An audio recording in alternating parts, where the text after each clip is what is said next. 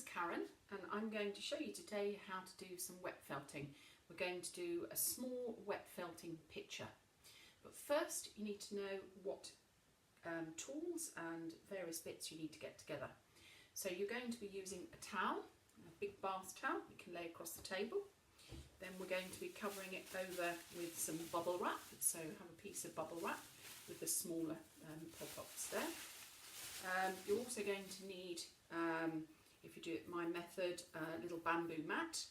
That could be like a sushi mat or the end of a bamboo blind cut into pieces. That will work.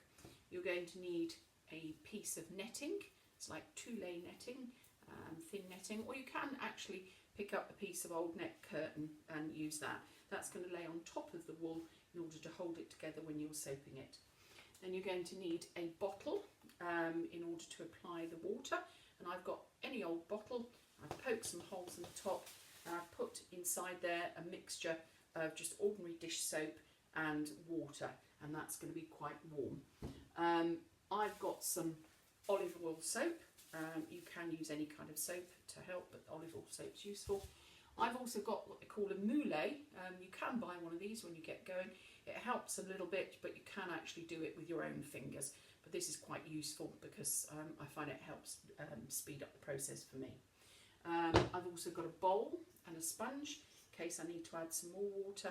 No water in there at the moment, just a sponge as it helps to pad it out, but I may not need that today. And then most of all, you need your wool. This is merino top wool, which is the long, thin, silky wool, and it comes in a ball like this often. And if you pull it out, you'll find that it comes into like a long piece like this. And what happens is that this is merino top, which is all been put in the same direction. So it's not carded, it's not used for 3D felting. It's all the what do they call I can't think of the words. The wool is lined up and pulling in one direction. What it enables you to do is to pull it off in small whiffs and very thin tufts like this, as what we call shingles. And this is how you lay down your wool, which I'll be showing you shortly how to do. I've actually got here, I've got some greens and some blue for a sky, greens for the bottom, some background colours to lay down first, and some various colours to make some flowers over the top. I'm just going to do a very simple flowery scene, which I'm then going to allow to dry once it's made, and then I'll do some embroidery over the top of it. But this is purely just to sort of demonstrate you can do anything. You can do animals, pictures, pictures of lovely dogs, cats, people, houses, anything you like. And if you actually do a nice wet felt background, then you can always needle felt on top of it if you want to put some more detail in that's been missed in the wet felting.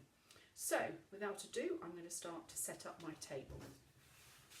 So first of all, move these things to the side because I need to cover it with my towel. And I'm not going to need the whole of the table, which is useful for the video size I've got today. This is only my third video, so hopefully it goes well. I'm going to cover the table with a nice towel, and then I'm going to put out my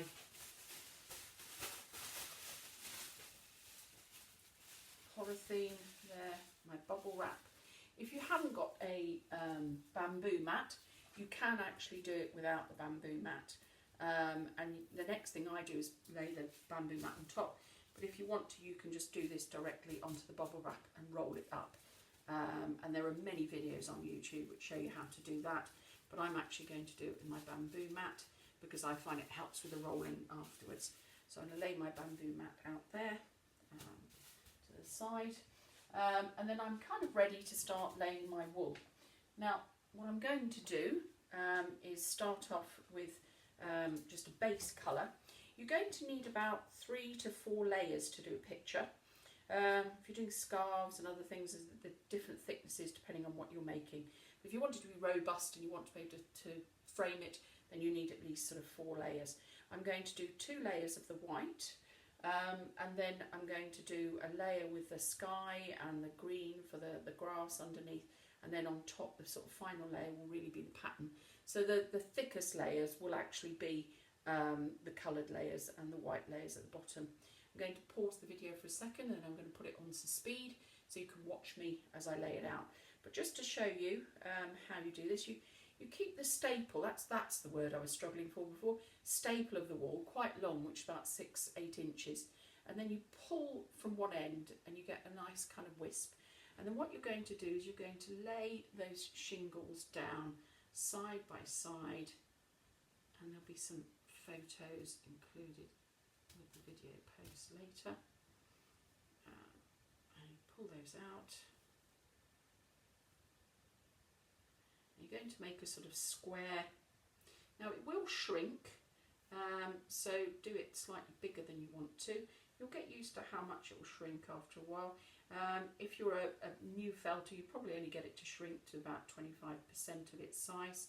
As you go on and you felt it and full it, various terms as we go through, you'll probably get more adept at it, and you may be able to shrink things by about 40%, depending on what you're using and what kind of wet felting that you're doing. So assume that it will get smaller. You can go right to the edge therefore of the bamboo mat. Bamboo mat gives you a bit of a size thing to work from. I said I was going to do about 4 layers, but I might actually do another one. I've pulled this off quite thin, so I might do 3 layers of the white just to give myself a bit of structure. This is practice, basically. Practice makes perfect. You'll work out what you need as you go along.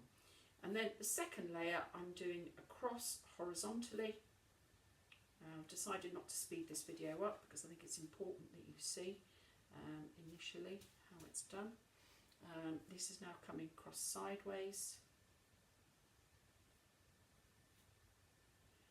And I'm going to pause the video and I'm going to just move it so that you can see, not my face, you can see the work. I don't have remote control yet, so I have to do it with my hand.